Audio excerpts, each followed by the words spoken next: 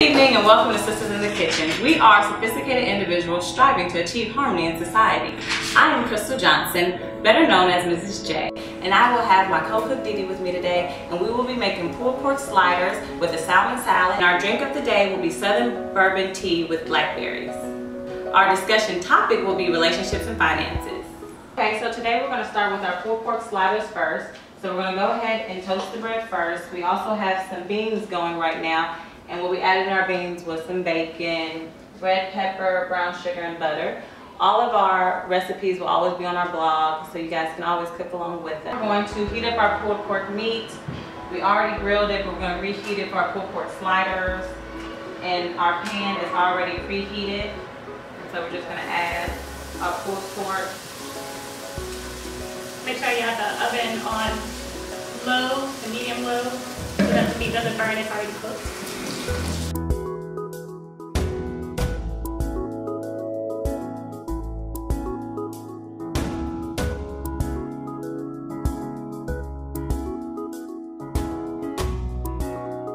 So the bread we're using today is the Hawaiian rolls. Everybody knows Hawaiian rolls. We like to use this because it's already the good size for a slider and it's very delicious. So we toast the bread. Crystal's going to add in the meat so we can get some warm meat on the sandwich.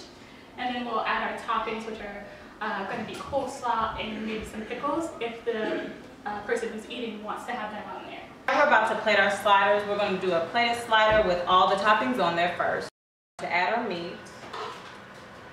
And you can put as much meat as you want on your pulled pork slider.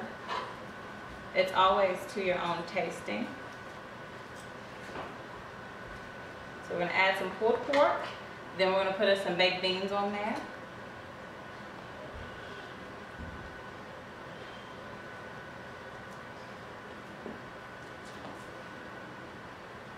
I'm going to add some coleslaw onto top of it.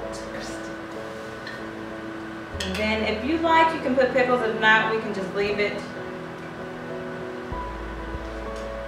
I'm just going to put 2 pickles. And there you have our pulled pork sandwich.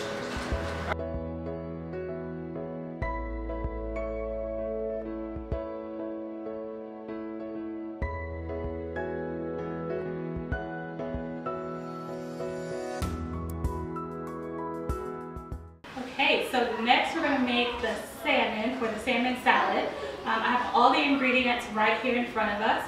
We're going to add some dried cranberries, walnuts, onions, which are optional, and then some goat cheese into it. And then we're going to make the easiest salmon that you can make. We're just going to put in some aluminum foil, put it in the oven. So I've got the olive oil coated all over the fish, like salt, pepper, garlic, and I cheat by using already prepared seasonings.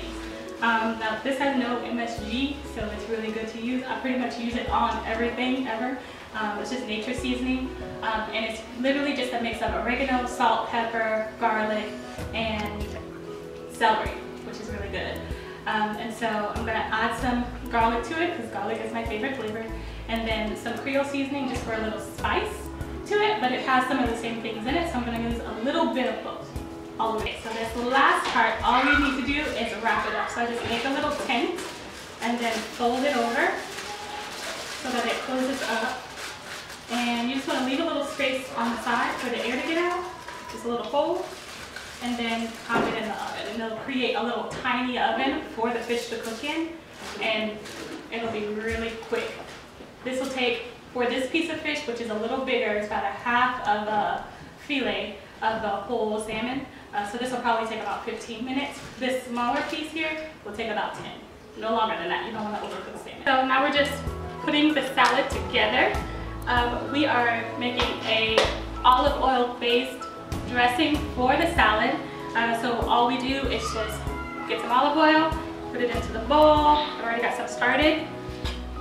Grab some lemon, squeeze it upside down so that the seeds do not fall into the bowl. And then a little minced garlic. I already have it minced because who minces garlic? So I just put it into the bowl, mix it all up, add some salt and pepper, maybe a little bit of chili pepper, anything you want to put in there really that's to your taste, and then mix that all together. So once you have it mixed and emulsified enough, Normally you'll see the olive oil go a little thicker. Once that happens, then you can go ahead and put it onto your salad. It's a little lighter than an actual dressing, a little bit healthier because you know what's going into it. So you can do it with any kind of oil that you like to use. At home I actually use grapeseed oil, which is very healthy. And then you can just here, or Miss J is going to put together the salad and then top it. And so we're going to start off with our spring mix salad that we have. And then we're going to we're going to try all. So we're going to put a little red onion in there. We can break it up a little bit. Okay. Then we're going to put some walnuts in there. And we're going to put some dried cranberries as well. And now we're going to add some goat cheese as well. And you can go ahead and pull it apart. I like to pull mine apart. Don't be afraid of goat cheese. It's really just like a creamy cheese that has a more pungent flavor. So it goes well with fruits and nuts and stuff like that. Kind of reminds me of Thanksgiving, so that's why I like to put cranberries and nuts and everything this time of year. And then we're going to add just a piece of salad.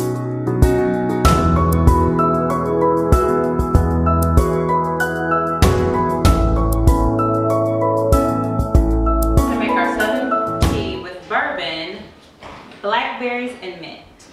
So first I'm going to add to our tea, which we already brewed, some bourbon. Now you can add as much as you want for your own liking. You do not have to add a lot at all. Just a little bit. Especially if you're staying at home.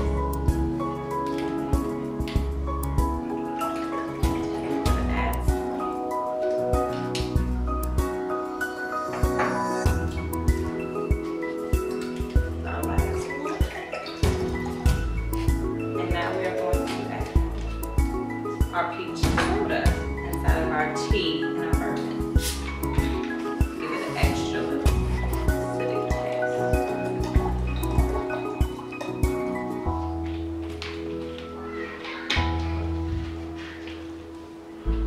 And now for our cup. We're going to go ahead and add some blackberries. I always say about 2 or 3. And then we're going to add mint. Then we're going to crush it up a little bit, get those flavors so we can taste it in our tea. And this is our Southern tea with bourbon. Yes.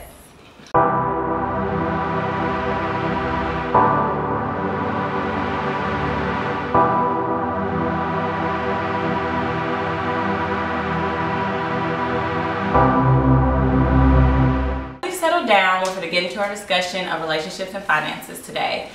And on our panel today, we have Ellie Bailey, Camille, and of course the co-chef Dee Dee. And everybody make sure you go follow us on Sisters in the Kitchen on Facebook. Follow. Thank you guys so much for your support. And so we're going to jump right into the topic. First question of the day is falling in love with a potential man or woman. Is that an okay thing to do? And we're going to go ahead and start with Ellie. I don't think it's okay to fall in love with the potential of a person, because what if they don't live up to that potential? That's true. You know, I feel like when you're getting into a relationship, you have to ask questions that way you are certain who the person is, yeah. And you're not surprised later on in your relationship as to who they are. So make sure you ask the questions. Do you think it's okay to fall in love with the potential of a person? Yes, I do think it's okay because you can't really control who you fall in love with. Although I do agree with Miss Ellie, because that person may not see their own potential that you see in them. They might not think that path is for them, and then they might not live up to their potential, just like Miss Ellie said. So it's okay to fall in love, maybe not long-term love. Okay. So you need to draw a line of like where it's okay or where it needs to stop. I can say personally, I agree. I love the potential of a person though. As long as maybe you're sharing with that person what you think their potential is. If you see that they're good with talking, or if they have a passion for sports, and maybe they can't necessarily play on an NBA team or something, but maybe they can help coach a team and everything. And so maybe they're doing something right now that you see they're not happy with, but you see they have a passion for something else. And so that can lead to a better life circumstance and potential for them to go into a whole new avenue. So I think it's a give and take of falling in love with the potential of a person, and then being open, like you said, of what I'm expecting and what I see you being, Right. and everything. So yeah, but I do like how you talked about the age of being one of the, you know, factors into it too. Like if you are going older in love, would you necessarily fall in love with the potential of a person? Probably not. You probably want that person to already have everything dotted and in line. So I do like how you touched on that part about age-wise being a factor of it. Second question. I have read a lot, magazines, different blogs, about the stay-at-home mom versus the work-from-home mom, or the work-away-from-home mom. And so I want to get you guys' viewpoint. And we don't necessarily have to do a versus where we're putting one above the other, but let's just have an open discussion about being a stay-at-home mom and then having to be a mother who might have to work away from home mother and everything. So we're going to go ahead. I don't have much experience with stay-at-home moms because my mother worked as a single mother pretty much, and so she worked away from home and got home late because she had to pay the bills. And I think that is really amazing to do that and then have normal kids as well. Because it shows strength in being a provider as well. So I see both good in both things, I think. Right. Stay-at-home moms are pretty awesome as well. Yeah. Because if I had to stay at home with some kids all day, I would lose my mind. So, and then, you know, you have to pretty much keep up house, which people do get paid for that. That is a job. So, I mean, I do respect both people. I think it makes sense to do that. I think it helps your kids a lot when you're home because they get an example of someone being there and being more nurturing to them as well, just because they get that they don't have any kind of void. If they need something, it's right there. And so I think that's a great thing to do. I think I would be a stay-at-home mom for them. I do agree with Didi, her point of view about having both good sides about, you know, being a stay-at-home mom and also being a working mom. I feel like as a woman, you should be able to choose what you want to do. Either you can go to work and make money, and if that makes you happy, if you can feel fulfilled by doing that, as long as, you know, you focus on making sure your kids are well taken care of. And if you choose to be a stay-at-home mom, that's great as well, because I am a stay-at-home mom and I do enjoy being a stay-at-home mom because I get to spend a lot of time with my kids and nurture them the way I want to, and not having somebody else have to do that for me. But yeah, there's good and bad for both sides, and whatever that a person chooses, it's okay. As long as you are content and happy with whatever you choose, that's just the goal. I have done the work away from home and I've done the stay at home. And for me, I personally like the stay at home the most. I do that currently now. The work from home, the work away from home was just, I was tired and I couldn't attend to my kids the way I wanted to. And even though I was teaching, it still was not enough. I felt like I was giving more attention to students than I was to my own kids. And then it was certain events that I couldn't make for my kid because I had to do it with my own class of students. So there's always going to be pros and cons with the stay at home and the work away from home. And I like how you said about that having the choice. Before even the mothers who don't have the choice, because they might be by themselves, like Didi was talking about, of us growing up in basically single parent homes. I feel like sometimes that's where it's a job, as it depends on the age of your kids. When I had to grow up of having a mom work away from home, I took the mother role as she took the father role. And so I would cook and I would clean and I would make sure by the time she got home it was food on the table. So it's definitely depending on your situation. But it's something you would talk to with your spouse if you have a spouse. But if you don't, then more than likely you're gonna have to work away from home. Or if you are blessed to be able to find a stay-at-home job that will let you be able to stay at home, I think that's a good benefit too. So it's really your own figuring out yourself and figuring out what your kids need as well. Right. Because if you see that your kids need you at home, you might need to look and make a sacrifice at the same time to be more of a mother to your kids. It's great. I think you have to have a good partner as well. Yeah. And I don't think it necessarily has to be the mom that stays home, as long as someone in the household does, at least in the formative years of a kid's life. Just because those are the few years that matter. You know, especially, let's say, divorce rate, normally if people do split up during those ages of kids, they end up having more problems than those in later life. So those few years in the beginning actually do matter. They do. And so if they have someone there, at least, you know, being a teacher, being a mom, dad, doesn't matter, it's just someone there to set an example. Yeah. I think that's what's important. A good nurturer in their life. What do you think, Camille? I would personally like to be a working mom. My mom worked all my life. To our last topic of the night is talking about sharing finances or separating finances in your relationship. Now, that also depends on whether or not you're in an early part of your relationship, or if you're married or have years in, and you might not even be married, 2 to 5 years in, and you're living together. But just everybody's different opinion on shared finances and separated finances. I'll go ahead and start with myself. Personally, don't mind a little bit of both and everything, because I don't think it even doubts your trust issues with your spouse. But for example, if you are a stay-at-home mom or spouse, you should definitely reap some type of benefit or reward for being that stay-at-home person. And I don't like to think of it as an allowance, because I feel like you're starting to sound like a kid. But you and your mate should definitely have a respect and a conversation about what, you know, they think your financial needs are for that time. And even if you're not a stay-at-home mom, or you guys don't have kids, whether you share finances or not, it always has to be an open communication. So even if you have a man who doesn't mind spending, or, you know, he lets you have the card and stuff, still always have that mutual respect to, and vice versa for men who might have a sugar mama and everything. You know, always have that sort of respect.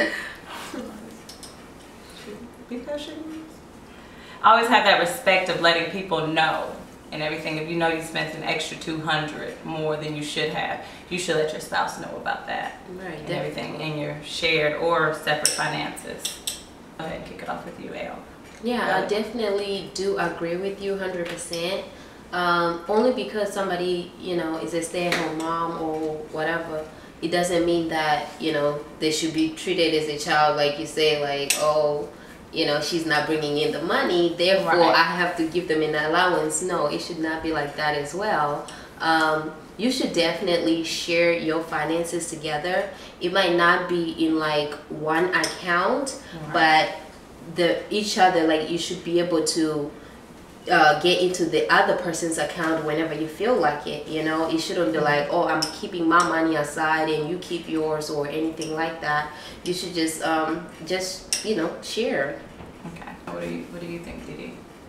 I have kind of a different point of view on it, just because of, like, I've had financial counseling and they talked about what they do with their wife, and I think for the whole team to be financially prosperous, that it's good. I mean, in your situation it's different because you have one income, but if you have two have separate accounts. It's not a trust thing, but it's more, let's keep tabs on our money. So if we're both responsible, then we can both end up with something at the end of the month.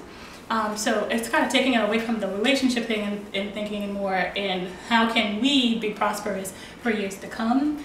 And so I think it just puts gives each person responsibility in the group. Like the financial advisor we had was, he would say that when they went out to eat, the wife would pay. Okay. then the husband would pay. They would take turns, or they would go Dutch. Dutch meaning they each split the bill.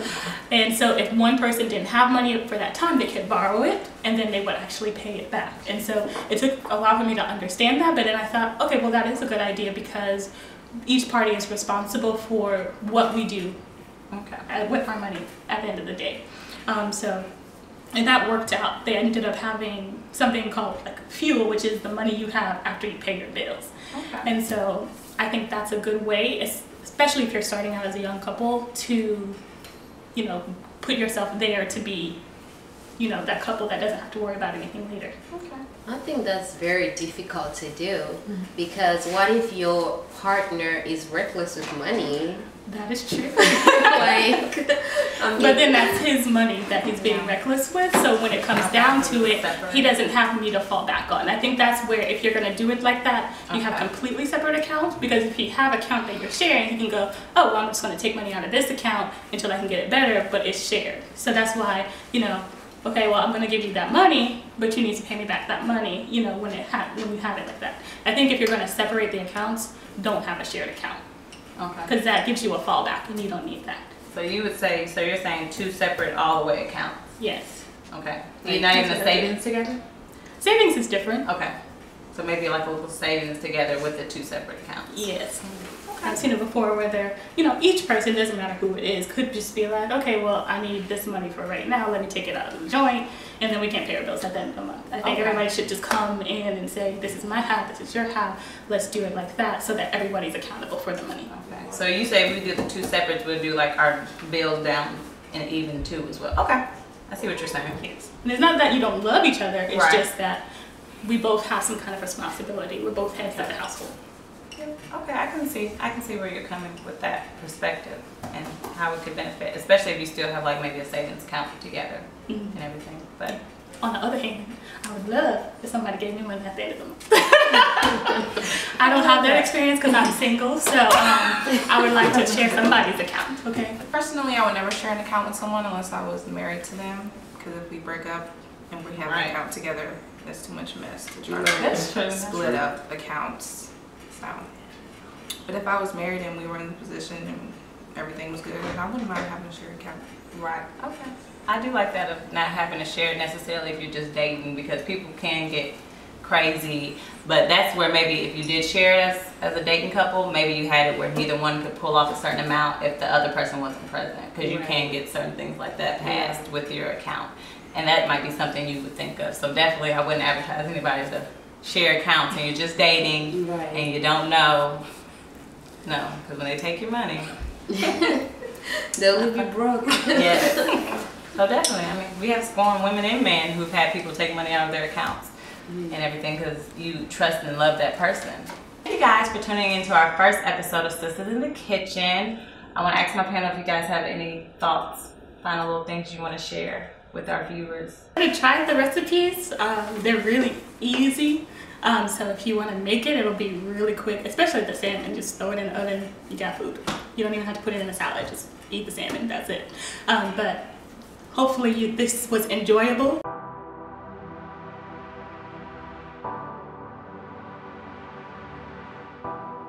Okay, my final thoughts for today. We're going to talk about the election of 2016, how we got here.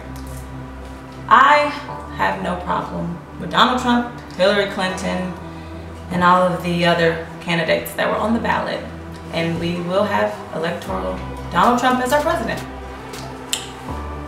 But for my followers, I just want to talk to specifically my Democratic people, because I was a Bernie Sanders type of girl. I wanted Bernie Sanders. I did not want Hillary Clinton.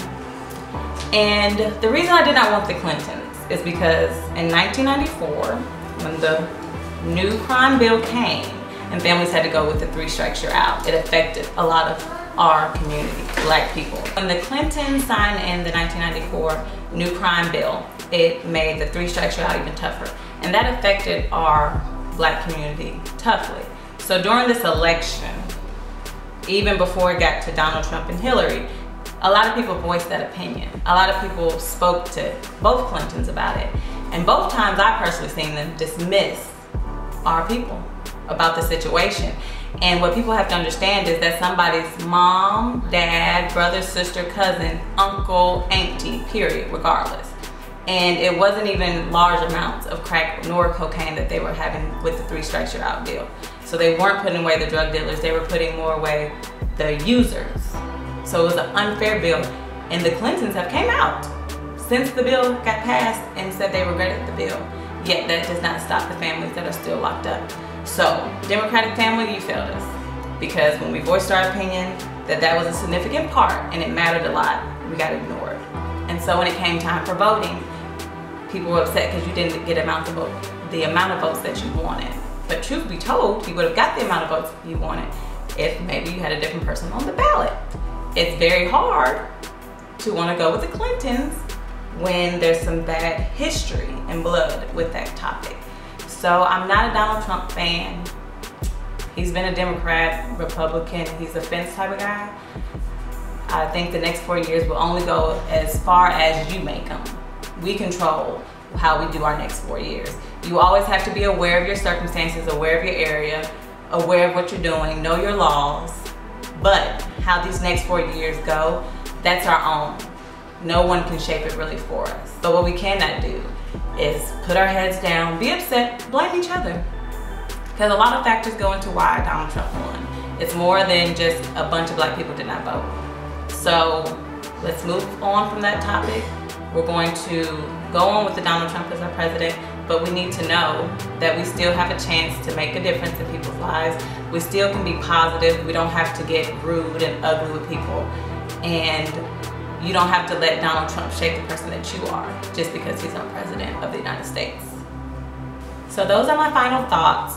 Everybody, please go follow us on Facebook, Sisters in the Kitchen. Remember guys, we are sophisticated individuals striving to achieve harmony in society.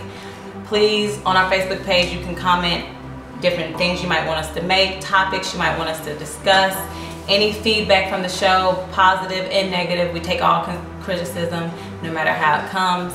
So that, again, please follow us at Sisters in the Kitchen. We are on Facebook. Also, leave your feedback because we deeply appreciate it. Thank you guys for watching our first episode and tuning in with us. You guys have a great night.